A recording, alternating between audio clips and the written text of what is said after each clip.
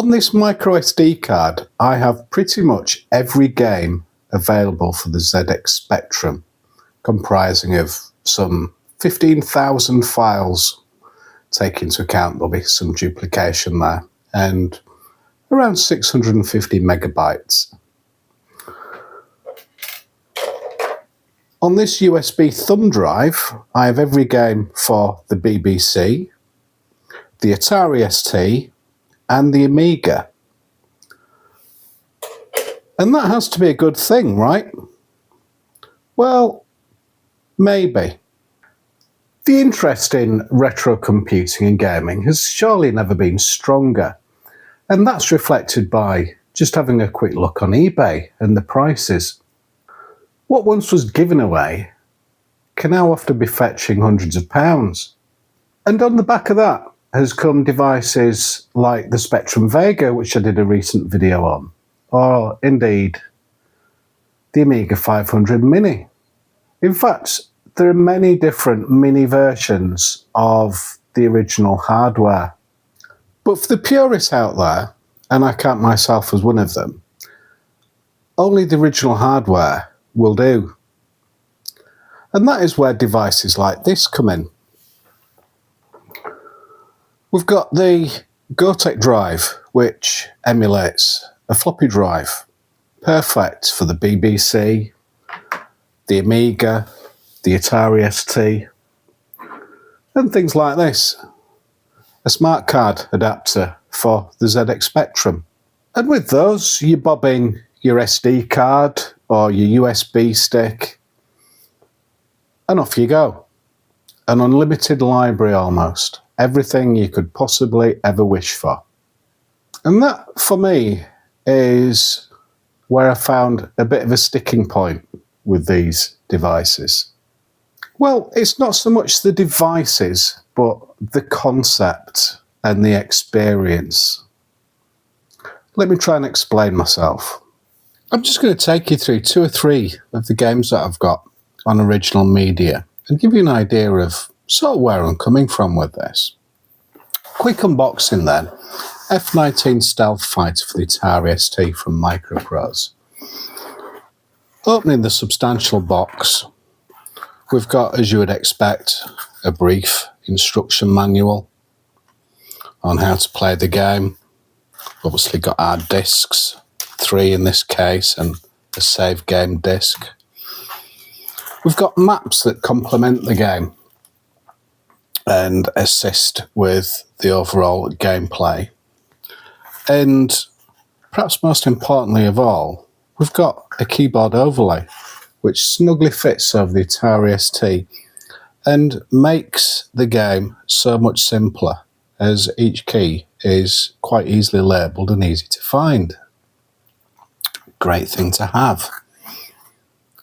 And then when you want to play it seriously, you've got this weighted tomb which takes you through all the detailed elements in the game, the weaponry, how to fly, tactics, etc, etc. Great thing to have, and something that you won't get with a download. Here's another of my all-time favourites, Elite for the BBC Micro. And in the box, we've got the detailed instructions for playing the game. We've got various different bits and pieces, how to load the game, fairly basic stuff. And then we've got a basic key guide. There's also a function key insert, which is sat on one of my BBCs. Little ship identifier chart. And of course, the most important thing perhaps, apart from the game itself, is the Darkwheel novella, which, if you know Elite at all, you'll appreciate the importance of having that. The last game I thought I'd pick out and show you is Guild of Thieves for the Atari ST. I love the box. I think it's beautiful. And if we open it up nice and carefully, I can imagine what you said with the previous couple that I've shown you. Simon, those are really complicated games and they're not representative, certainly not of the Spectrum, etc., where really simple stuff typically. But the reason I love this is all the extra little bits and pieces that it gives you that just go hand in hand with the experience of playing the game. I'll try and be careful with everything. So we've got that. We've got a brief guide on playing the game. We've got what's made out to be like a pretend little newspaper that complements the game. Obviously we've got the disc, and then we've got a bank card of all things, and a die. Just makes owning it an absolute pleasure. Now, when it comes to original media, there are a number of elephants in the room that we need to call out. In no particular order, we need to mention the reliability of the magnetic media. If it hasn't failed already, it will fail in time, and the more you use it, the more likely it is to fail. You can't avoid it, it is what it is, but that's just a fact of it.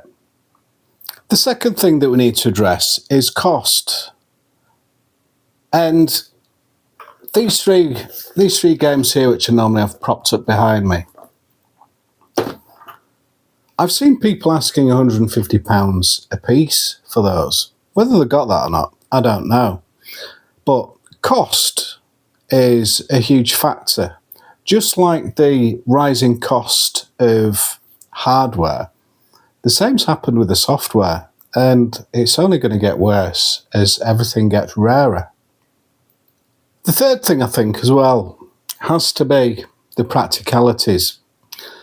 Even if you have an unlimited budget and you can find all the software, you've got to stick it somewhere. Now, that tiny little SD card with 10,000, 15,000 different games on, imagine that in cassette format. You would need to invest in a bigger house because it's going to take over. But having said all that, the pros and cons of both, I would sum it up as follows. To me, it's like Blockbusters and Netflix. There was something magical about going to Blockbusters. Spending the time choosing something, bringing that physical thing home, stick it in the video recorder or DVD player in later days, and having an evening, an experience with it. I think SD cards and the Gotek drives, all stuff like that, is undoubtedly fantastic, but it's a Netflix. There is so much choice, but along with that, it's so easy to do, there really isn't an experience that goes along with it. Yes, it's great. Stick an SD card in your Spectrum and play anything that you want, or the Gotek in the BBC. I don't know if that makes sense to you. I don't know if you can relate to that, but that's how it is for me. Somebody who grew up with this, who bought these first time round, these are all things that I've handled and grown up with. Give me a comment. Let me know what your thoughts are. I really appreciate you watching. I hope you've enjoyed my thoughts on this, and I hope to see you in another video soon. Bye for now.